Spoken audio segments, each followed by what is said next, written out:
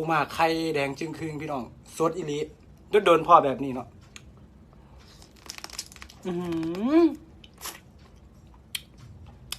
ข้าวครับข้าวเดียวกับเบิร์ดได้ป่ะ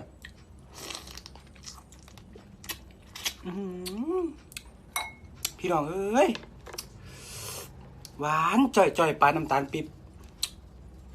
เนี่ยไข่มันไหม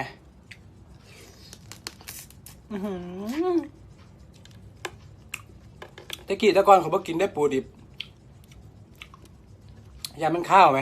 บอกข้าวพี่น้องแต่มันสดอีเดีย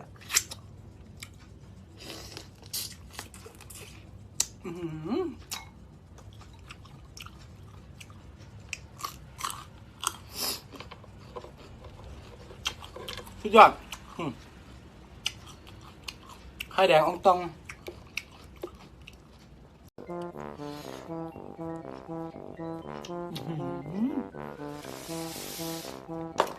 หูสดไม่เนื้อหวาน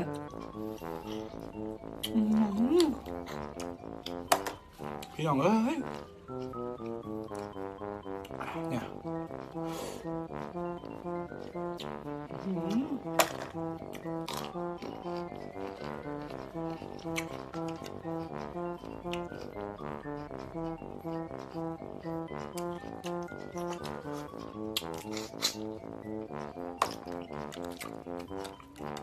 ทุกทางกิน